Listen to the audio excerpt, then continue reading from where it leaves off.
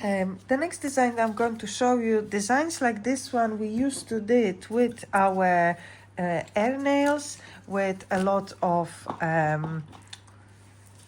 stencils, the air nail stickers.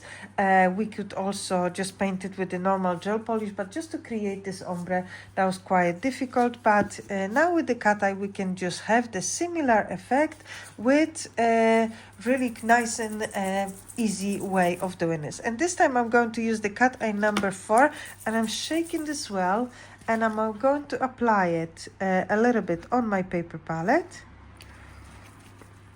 And what I want to do first, I want to create some stripes on my nail. And for this one, I'm going to use Sylvana's Choice. You can use any brush of your choice. I'm using this one because, again, because of my cat eye effect, I need to be quite generous with my gel polish. Now, what is cool about this one, because we're using the sparkles, okay, even if your lines are not 100% perfect, don't worry about this, okay? You will be absolutely fine. Now, because of the glitters inside, we can create some kind of patterns with the cat eye without stressing too much, because the gel polish in general stays in place even though we apply a little bit more. And now I'm just doing the stripe, space, and the stripe. Now the amount of stripes really depends on the size of your nail. And now here I don't really like this line and stuff, so what I will do, I will just take one of my flat brushes, because it wasn't too perfect. Okay, just need to make sure this, I just remove some glitter there, and then I'm going to correct this line just like that. Perfect. So nice and easy with correction of the line. And then I'm creating my last line in here. So because I want to make it relatively quick, I'm making only 3 lines. Of course, you can make more of it or less. Will be really up to you. Now, my aim in here is to have the lines relatively even, okay, or as even as you can. I need to have enough gel polish, so I will be able to add the effect, okay, cat eye effect. And here I'm going to clean it before I magnetize it, because once I will magnetize it, I will need to place it in a light. So I need to make sure it is, I'm happy with this one. I can correct it as well, the clean brush. Perfect. Now what I will do, I will just take my magnet.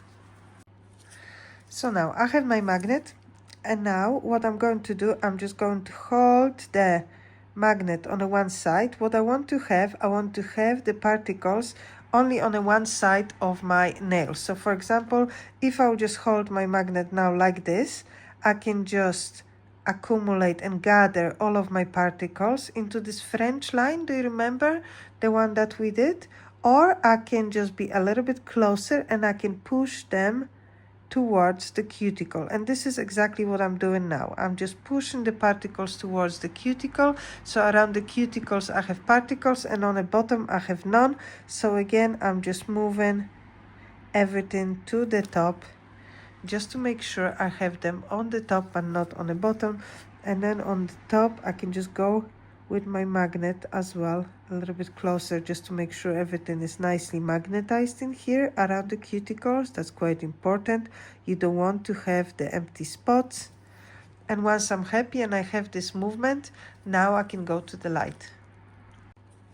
Now I have my movement from the top to the middle. This is roughly the space that is happening.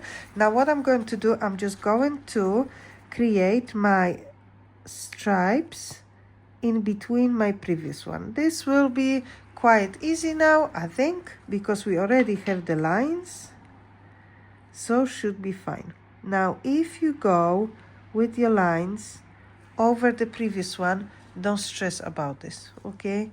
It's really not as problematic because we are working with the glitters. They are a little bit more forgiving, so please don't worry too much. And don't forget, you really need a good amount of your gel polish to create the effect.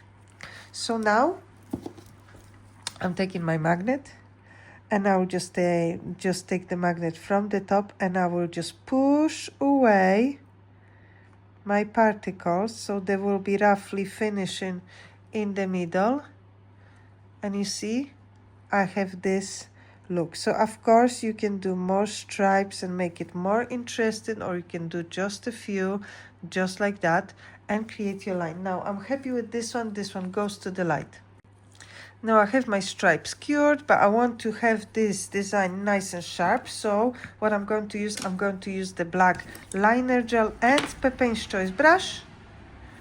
And I'm going to use just a small amount, really thin line in between, just to make it perfect. Because we had the black background, this will go nice and easy, and it's just to perfect this.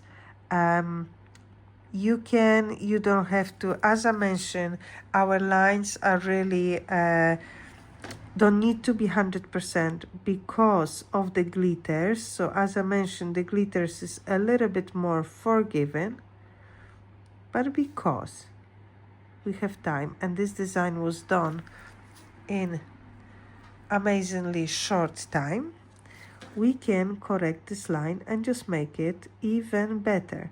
So I'm just making the lines nice and straight with my black liner gel over these lines. And once we cure this one and we'll apply the top gel, because of our background, this will be invisible. So they need to be nice and thin, okay? So don't overload it. Okay, that's perfect. I think that will look much better.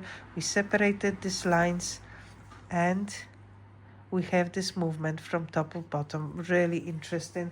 This one goes to the light 30 seconds and we'll cover it with the top gel. So you see now this is the finishing product with the Supreme finish. And of course you can make it matte, and you can cover it with the glass gel polish for even more colorful results and colorful effect. So this is just with the cat eye for over the black, just the ombre lines with the cat eyes.